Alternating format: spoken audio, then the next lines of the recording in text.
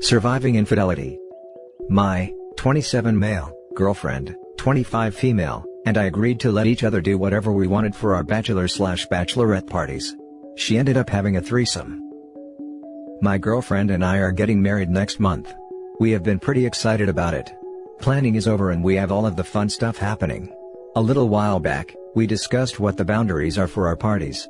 We are of the same mindset that we should each be able to do whatever we want during our parties. It seemed to us as the last bit of freedom before marriage. We are purely monogamous. I figured that this meant we'd each go to a strip club or hire strippers or something of that sort. While we said that we could each do whatever we wanted, I didn't expect her to go to crazy. She can be freaky in bed at times, but a lot of our intimacy is vanilla. I've always seen her as a shy, religious girl. For mine, the plan was to buy a ton of alcohol and go to a friend's house, and they were going to hire a stripper. Well, the night came up, we ended up having both of ours on the same night. Mine went exactly according to plan. Kinda early in the night, my girlfriend was texting asking what we were doing. I told her and sent her a video of the stripper dancing on my friend. She thought it was funny. I asked what she was doing. I didn't hear back from her at all, but I did receive a Snapchat. I noticed that she was with two guys. I didn't see her friends anywhere in the picture. I tried asking what she was doing, but I didn't get a text back that night. The next morning, I went over to her place to check on her and see if she was there. I went in and she was laying naked on the bed. I noticed her clothes on the floor. It wasn't how she normally would take them off and lay them down, plus she doesn't sleep naked. I got next to her and woke her up. I could tell she was still hungover. She was silent for a minute. I finally asked her what happened the night before. She still wasn't answering. Finally, she said, "So don't be mad, you said I could do anything." She started explaining and said, her and her friends went to a bar. She saw two cute guys that were flirting with her and buying her drinks. She ended up letting them take her to her place to hang out, and they eventually had a threesome with her. She explained that she knew it sounded crazy, but that I shouldn't be mad at her. I didn't know what to say. She reminded me that we spoke before and said nothing at all was off limits. I explained that I didn't know it meant that she would do this. She explained that she didn't see this as cheating, as it was our anything goes night.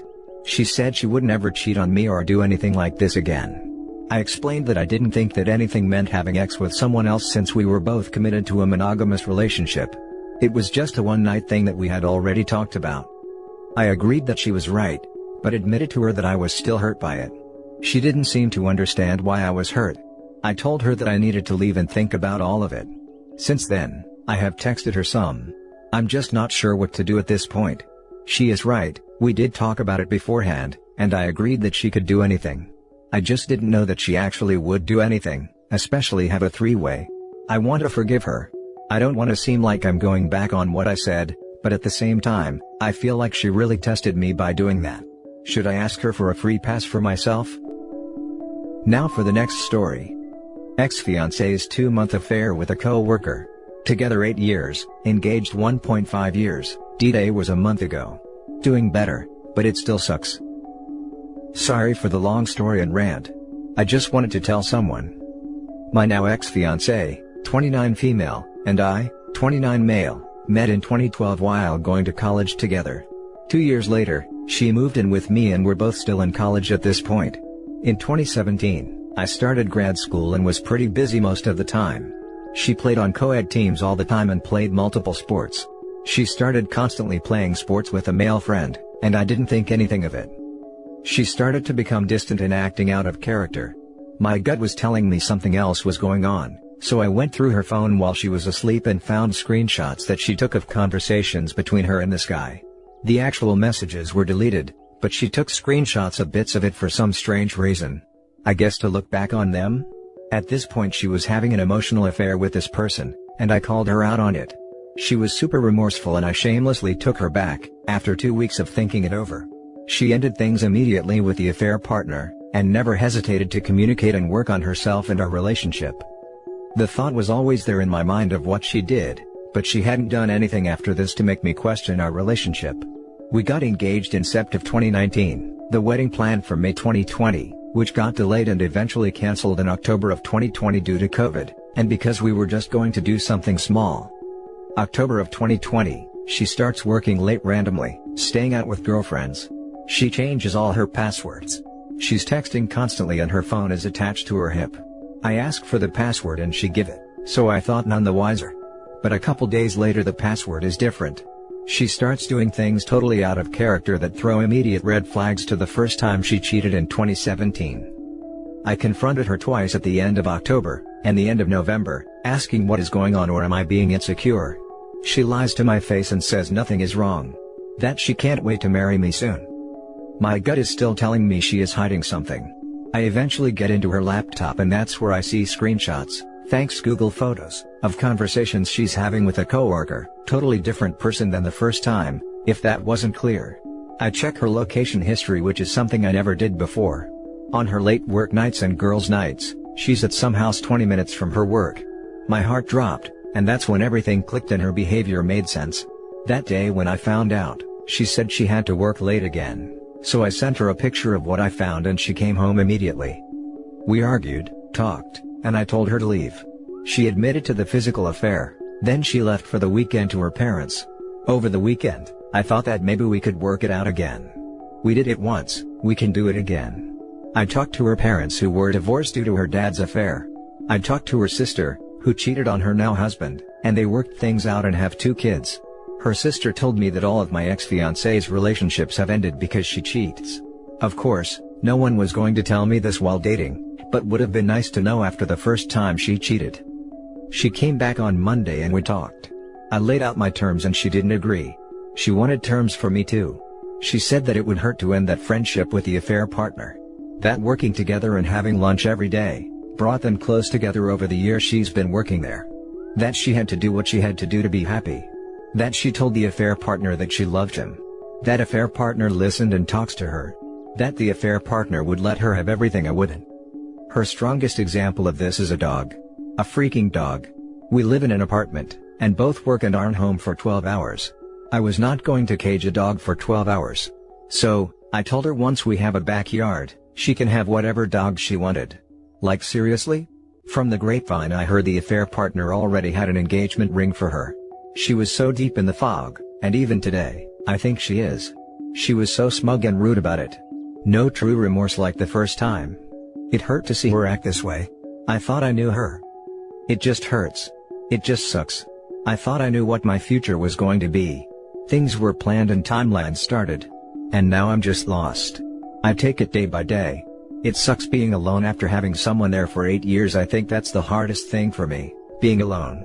I made her my priority, even above myself, and now I don't know what to do with myself.